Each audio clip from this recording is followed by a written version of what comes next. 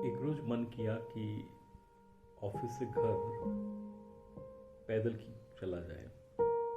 पैदल पैदल चलते आ रहा था तो रास्ते में सर्किट हाउस के दाईं तरफ एक बड़ी सी दीवार है, जिसको मैंने अखबारों में पढ़ा था कि नेकी की दीवार कर कहते हैं, और लोग वहाँ पे पुराने कपड़े छोड़ के जाते हैं। वह एक बड़े से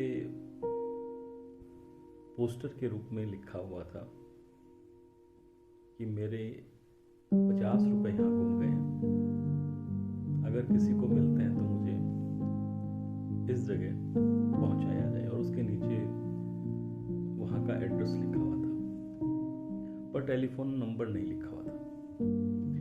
न जाने क्यों मन में इच्छा सी हुई कि देखा जाए कि ये किसने इतना बड़ा पोस्टर टांगा है और क्यों टांगा है। जो एड्रेस बताया गया था वो भी बहुत ज़्यादा दूर नहीं था, करीब 1 किलोमीटर दूर था। वह गया तो देखा कि एक पुराना सा मकान था जो खंडर सा हो रखा था।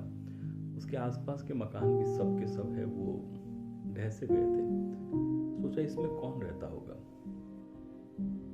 और फिर भी जब इतनी दूर आई गया था तो जाकर के और खटखटाना शुरू किया।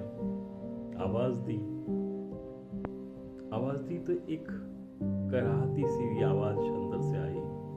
लगा कोई बुजुर्ग महिला है। उसने रिप्लाई दिया है। पूछा कि कौन है। मैंने कहा कि मैं मिलना चाहता हूं। तो उन्होंने कहा कि अंदर आ जाएं। जब अंदर गया तो दिखा कि वहां जो महिला थी वो दृष्टिहीन थी, आंखों से उसे दिखता नहीं था, पर फिर भी अंदर जो सामान था वो सलीके से रखा हुआ था। वो एक पुरानी सी चारपाई पे बैठी थी। मैंने कहा, माता जी, मैंने वहां बोर्ड पे पढ़ा कि आपके 50 रुपए वहां गुम गए हैं, तो मैं वो लेकर के आया हूं। बुढ़िया ने तत्काल जवाब दिया, नहीं, मेरे कोई ऐसा पैसा मेरा नहीं खोया है। पता नहीं किसने वहां बोर्ड लगा दिया है। हाँ, ये जरूर है कि मैं मजबूर हूं। बुजुर्ग होने के कारण से अब मैं काम काज नहीं कर सकती। मेरे पैर में भी पिछले दोनों चोट लग गई थी, तो चलने में भी मैं सक्षम नहीं हूं। आंखें मेरी पहले से ही नहीं है और मेरा कोई सहारा नहीं है। ये बात सही है, पर पैसे मेरे नहीं गुमे थे। आप मुझ पे इतनी दया कीजिए कि जाकर के वो बोर्ड है वहां से हटवा दीजिए। मुझे आपसे पहले भी 50 लोग आकर के और 50 रुपए वो दे करके चले गए। मैंने उन माता जी को आश्वासन दिया कि हाँ, मैं जाकर के इस बार है वो बोर्ड हटा दूंगा, पर आपको मेरे ये 50 रुपए तो रखने ही पड़ेंगे।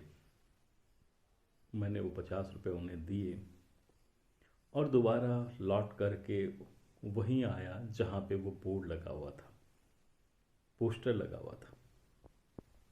पोस्टर को देखा, उसे हटाने ही वाला था कि अंदर आत्मा से कोई आवाज सी आई कि जब इतने सारे लोगों ने यहां जाकर के पैसे वहां पहुंचाए हैं और पोस्टर आके नहीं हटाया, तो फिर तू क्यों हटाता है। अपनी अंतरात्मा की आवाज के साथ मैंने संवाद किया और बस ये महसूस किया कि ईश्वर कोई जरिया बनाता है। जिसकी मदद करनी होती है उसके लिए मदद जरूर पहुंचती है, और अगर हम सक्षम हैं, किसी की मदद कर सकते हैं तो जरूर करनी चाहिए, बढ़ चढ़ के करनी चाहिए। न जाने कब है ईश्वर ये दया हम पे करे, और ना भी करे तो क्या, ईश्वर ने हमें इस काबिल अगर बनाया है कि हम किसी की मदद कर सकते हैं तो हमें जरूर करनी चाहिए। पहली बार मैं किसी और की कहानी है वो साझा कर रहा हूँ कि मुझे बहुत अच्छी लगी थी।